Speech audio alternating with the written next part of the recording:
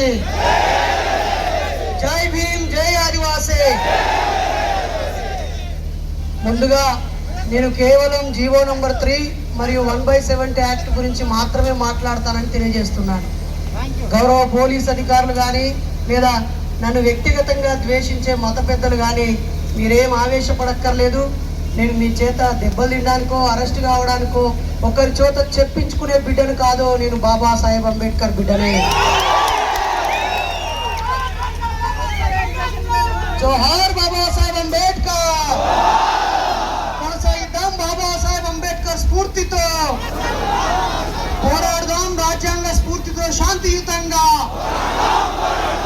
జై భీమ్, జై గిరిజన. ఆదివాసుల హక్కుల కోసం పోరాడదాం.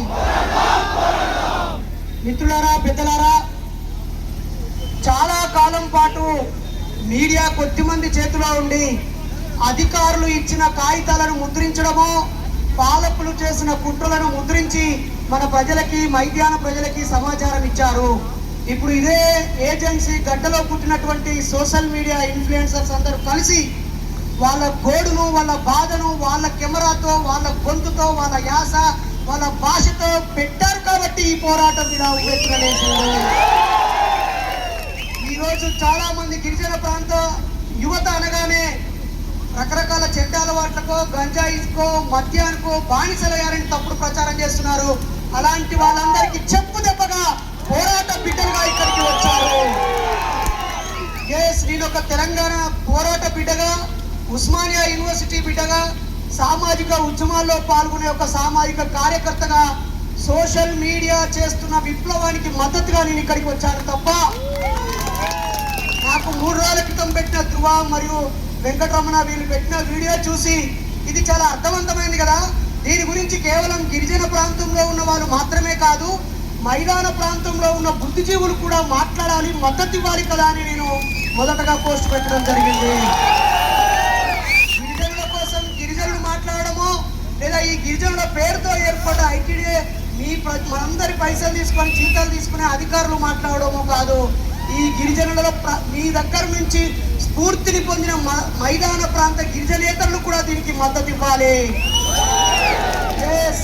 ఆయా పువ్వుల మీద వాలిన తేనెటీగలు ఒక్కొక్క చుక్కను తన కాళ్ళకు అంటుకొని తమ భవిష్యత్తు బిడ్డల కోసము చిన్న తేనె చెట్ట కట్టుకొని అందులో ఆ తేనెను దాచుకొని తన బిడ్డకి ప్రసవించి దాన్ని కాపాడడం కోసం ఒక అందమైన తేనె చెట్టను, మధురమైన తీపిని అక్కడ పెడితే ఎక్కడి నుంచో వచ్చినటువంటి రాబందులు, గద్దలు, దోపిడీదారులు ఆ బిడ్డలను చంపేసి రాయితో ఆ తేనె చెట్టను కొట్టాలనుకున్నారు. కానీ ఆ తేనెటీగలు పువ్వుల మకరందాలనే కాదు, తన నొదుట ఉన్నటువంటి ముళ్ళును కూడా ఉపయోగించి ఆ దోపిడీదారులను చలిచీమలు ఏకమైనట్టుగానే తేనెటీగల దాడికి తప్పు చేసే వాళ్ళందరూ గురికాక తప్పదు. శ్రీకాకుళ రైతాంగ పోరాటం తర్వాత ఏర్పడిన మీ బతుకుల్లో వెలుగులు నింపడం కోసం ఏర్పడిన ఈ ఐటీడీఏలు ఇంకా వెలుగులు నింపలేదు. కానీ ఎక్కడి నుంచో వచ్చిన కొండమ్మ మాత్రం 7 ఇల్లు కట్టిందట. ఆమెది ఇక్కడి భాష కాదు, ఇక్కడి బతుకు కాదు, ఇక్కడి మెతుకు కాదు, ఇక్కడి బతుకులో భాగం కాకుండానే ఆమె 7 ఇల్లు కట్టగలిగింది. మరి తాత ముత్తాతల నుంచి ఇక్కడే పుట్టి ఆకాశంలో ఎగురుతున్న పక్షిని కొట్టగలిగిన, తనకంటే వేగంగా పరిగెత్తే పులులను వేటాడగలిగిన, మదించిన ఏనుగులు కూడా బంధించిన ఈ వీరులు ఇంకా ఎందుకు తినడానికి తిండి, కట్టుకోవడానికి బట్ట, ఉండడానికి ఇల్లు లేదు? ఇంకా ఎంతకాలం ఈ ఐటీడీఏల మీదనే ఆధారపడాలి? ఇంకా ఎంతకాలం ఆయా ప్రాంతాల్లోంచి, మైదాన ప్రాంతాల్లో నుంచి వచ్చిన ప్రజాప్రతినిధులు చెప్పు చేతుల్లో ఉండే నాయకుల చేతిలో మోసపోవాలి? అందుకే ఈరోజు ఇన్ఫ్లుయెన్సర్స్ అందరూ కేవలం గొట్టం చేతిలో పట్టుకున్నాం కాదు బిడ్డ, మా గొంతు, మా బతుకును సమాజానికి చూపిస్తున్నాం. ఈరోజు ఏ ఒక్క వ్యక్తి కూడా, ఇన్ఫ్లుయెన్సర్స్ ఏ ఒక్కరు కూడా కెమెరా వెనకాలండి ఇక్కడి బతుకును చూపిస్తున్నారు. అందుకే ఈ విజయం ఇన్ఫ్లుయెన్సర్స్దే. ఈ జనరేషన్లో నేను తెలంగాణ ఉద్యమంలో పాల్గొని అనేక సార్లు జైల్లోకి వెళ్ళిన, పోలీస్ స్టేషన్లోకి బంధించబడ్డా. కానీ అక్కడ వచ్చిన పోరాటం కంటే ఇక్కడ మీ పోరాటంలో ఇంకా ఎక్కువ నీతి, న్యాయం, ధర్మం ఉంది. ఒకవేళ ఈ మైదాన ప్రాంతానికి ఎవరైనా, మైదాన ప్రాంతం వాళ్ళు ఈ గిరిజన ప్రాంతానికి ఎవరైనా వస్తే మేము 2 చేతులు చాచి ఆహ్వానిస్తాం. మీరు అతిథులే కానీ హక్కుదారులు కాదు, ఖబర్దార్ బిడ్డలారా. మీరొస్తే తేనెనిస్తారు, మీరొస్తే ఆతిథ్యం ఇస్తారు, పండ్లు ఫలాలు, కాలుష్యం కాని గాలి నీరు మీకు ఇస్తారు. కానీ ఇక్కడి ప్రజల బతుకుల పొట్టలు కొడితే బిడ్డ మిమ్మల్ని కొట్టడం మీకు పెద్ద పని కాదు. ఏనుగును బంధించిన వాళ్ళు, చిరుతలను తరిమి కొట్టిన వాళ్ళు, క్రూర మృగాలతో కూడా స్నేహం చేసి ఈ పచ్చని ప్రకృతిని కాపాడుతున్న ఈ బిడ్డల బతుకుల్లో జీవో నంబర్ 3ను రద్దు చేయడము, అలాగే 1/71 చట్టాన్ని నిర్వీర్యం చేయడం అనేది చాలా సిగ్గుచేటు.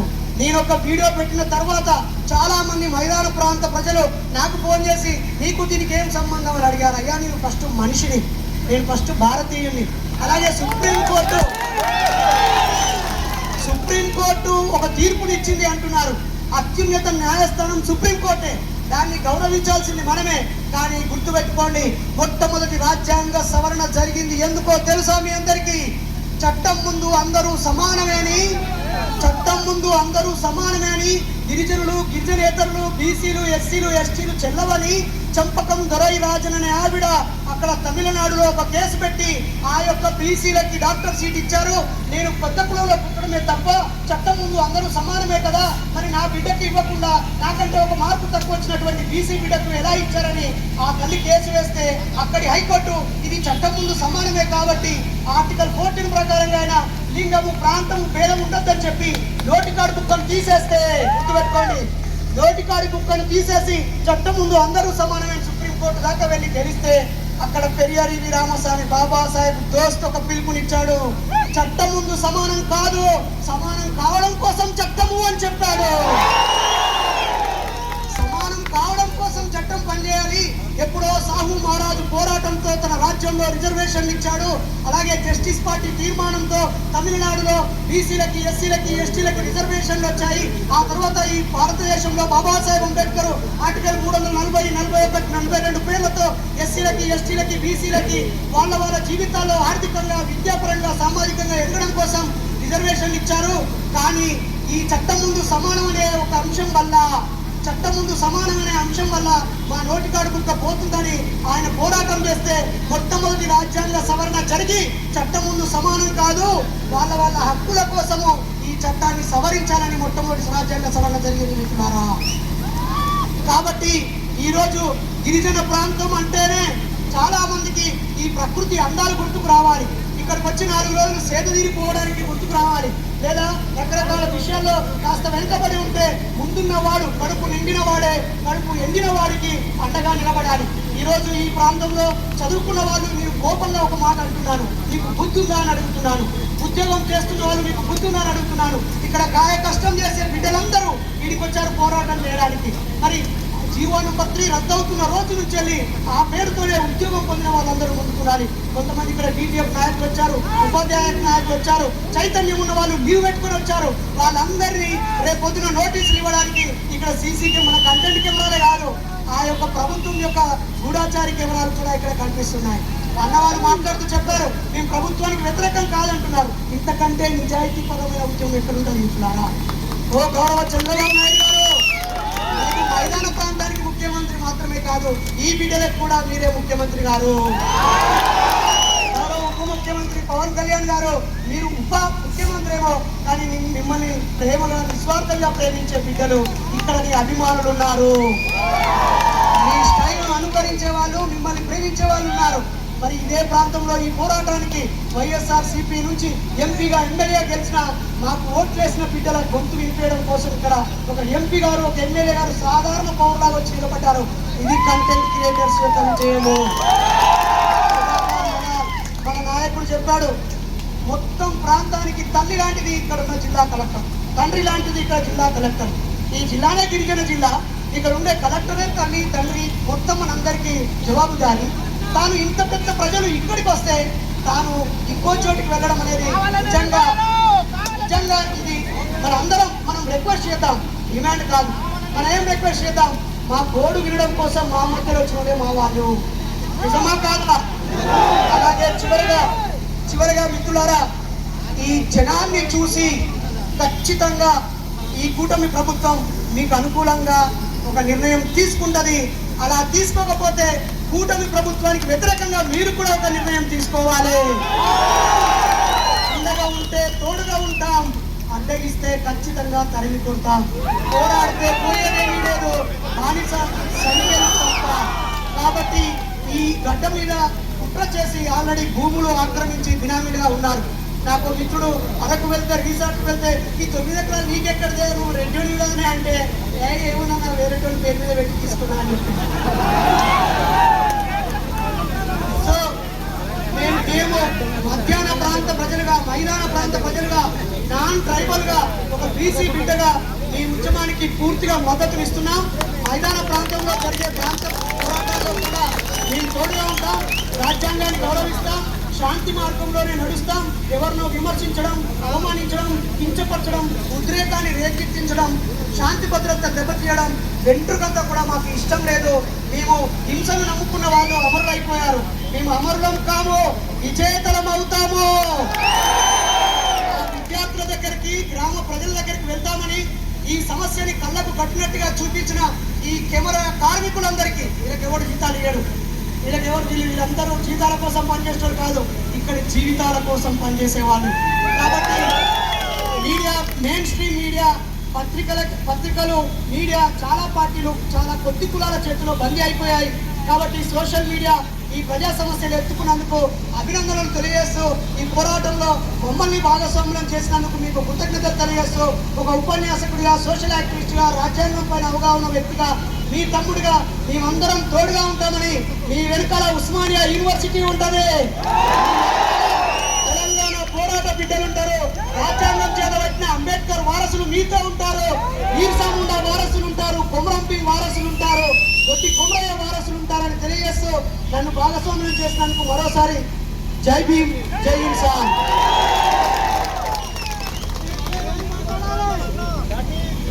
అన్నగారికి ధన్యవాదాలు. అలాగే ఈ కార్యక్రమానికి ఒక ఆదివాసీ బిడ్డగా మన అరకు పార్లమెంట్ ఎంపీ గారు గుమ్మ తనుజరాణి గారు ఉన్నారు, వారు మాట్లాడాల్సిందిగా కోరుతా ఉన్నాం.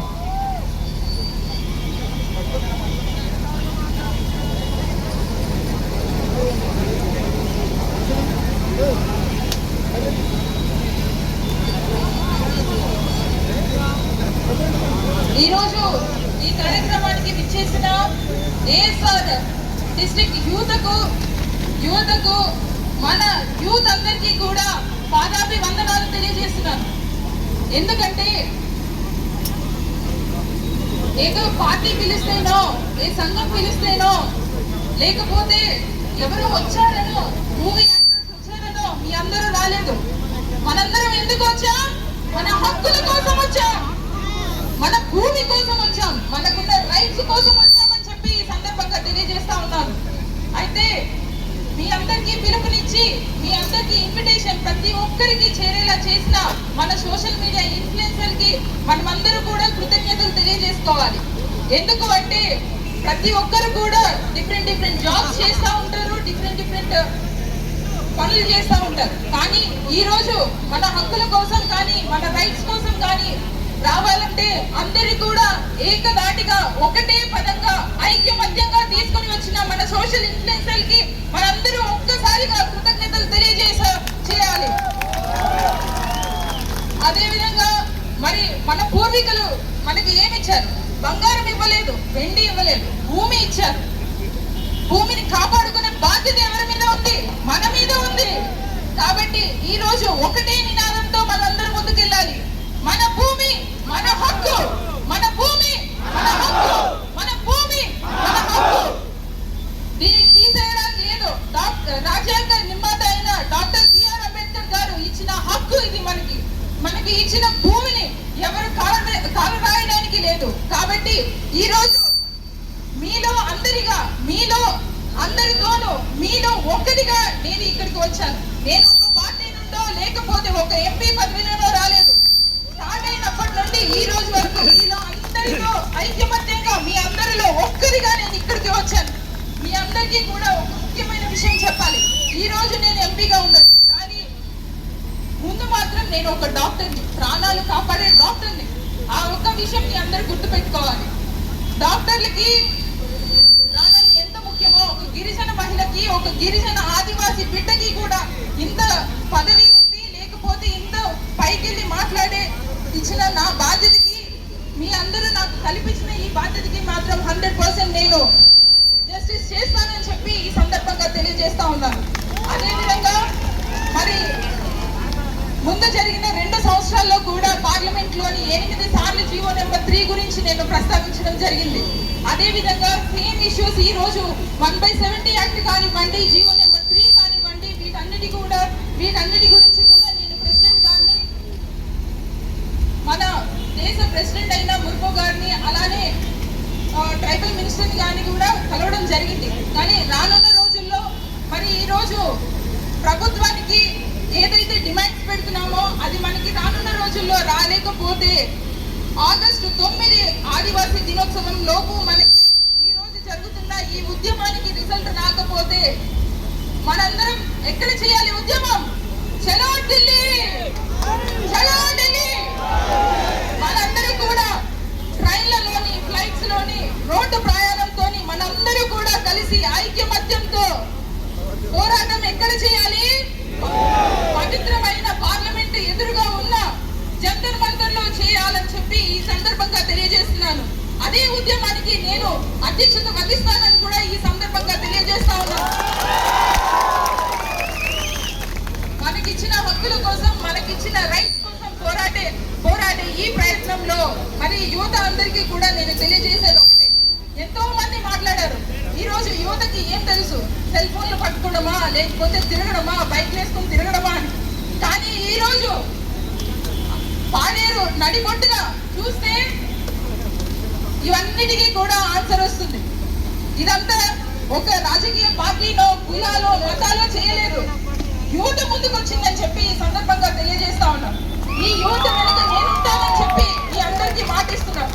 ఖచ్చితంగా ఈ రోజు మనం ఏదైతే డిమాండ్స్ పెట్టామో ఆ డిమాండ్స్ కి గవర్నమెంట్ దిగి రాకపోతే ఖచ్చితంగా మనందరూ కూడా చలో ఢిల్లీ అనే కార్యక్రమాన్ని చేపడతామని తెలియజేస్తూ, మరి ఈ రోజు ఒక మనిషి కదిలితే ఊరు కదులుతుంది, ఒక ఊరు కదిలితే ప్రాంతం కదులుతుంది, ప్రాంతం కదిలితే చరిత్ర సృష్టిస్తుందని చెప్పి ఈ రోజు మీ అందరూ చేసి చూపించారని చెప్పి ఈ సందర్భంగా తెలియజేస్తూ, ఈ రోజు కొమరం భీమ్ వారసుడిగా, మళ్ళీ కామయ్య వారసుడిగా, అల్లూరి సీతారామరాజు వారసుడిగా, రాజ్యాంగ నిర్మాత అయిన డాక్టర్ బిఆర్ అంబేద్కర్ గారి ముద్దు బిడ్డల్లాగా మనందరూ ఒకే స్వరంతో, ఒకే నినాదంతో ముందుకెళ్దాం. జై ఆదివాసీ, జై ఆదివాసీ, జై ఆదివాసీ.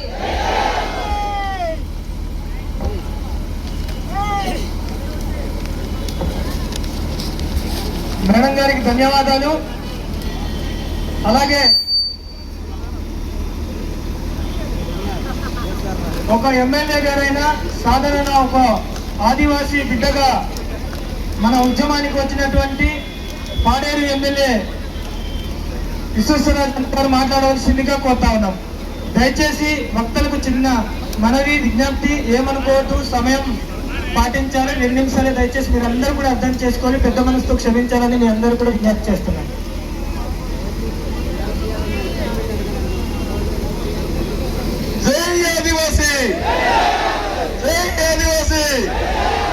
ఆదివాసీల ఐక్యత, ఆదివాసీల ఐక్యత. అందరికీ నమస్కారం.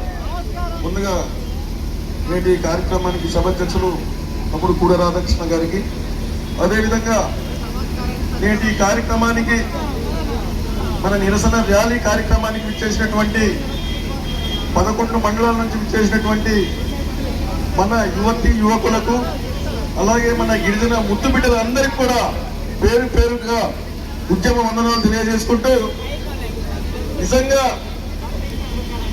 ఏదైతే మన గిరిజన సంఘాలు, రాజకీయ పార్టీలు, అదేవిధంగా యువత అందరూ కలిసి ఒక కార్యాచరణ చేపట్టి, అంటే మొట్టమొదటిసారిగా అంటే ఈ కార్యాచరణ రూపొందించిన తర్వాత చింతపల్లిలో ర్యాలీ ఒకటి చేపట్టడం జరిగింది.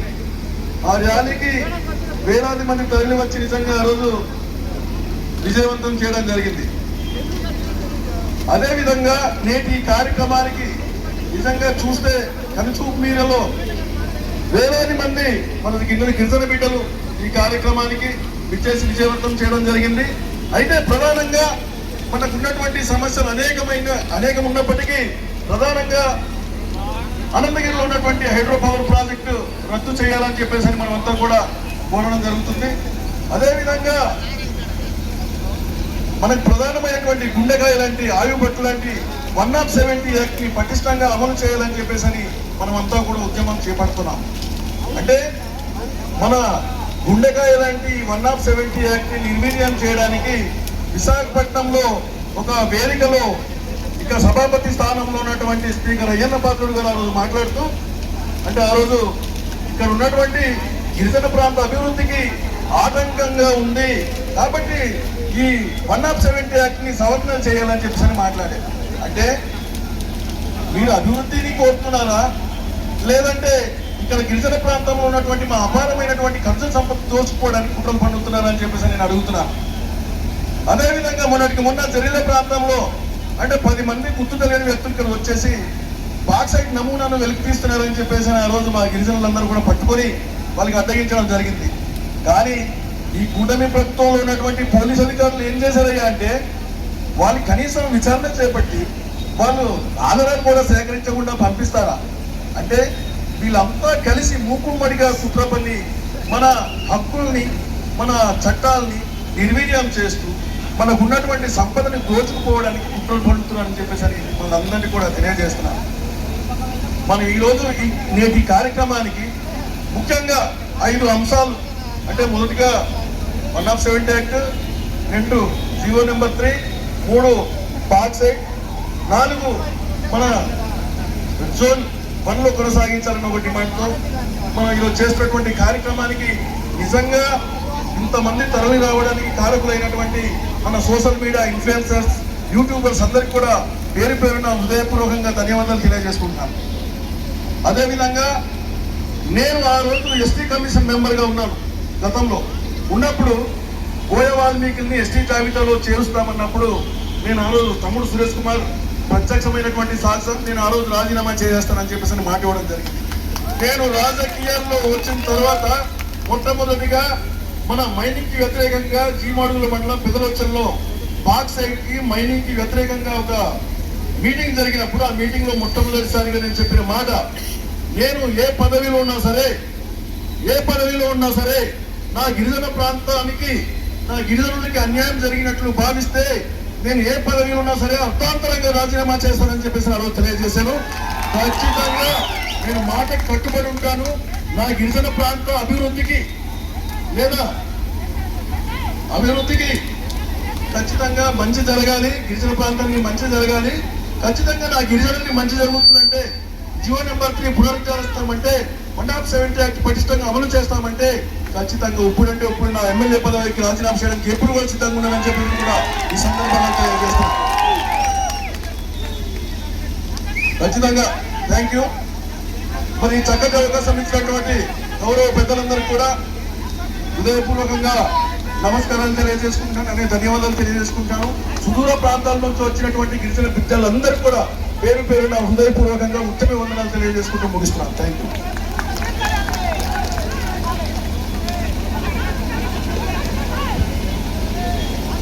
అన్నగారికి ధన్యవాదాలు.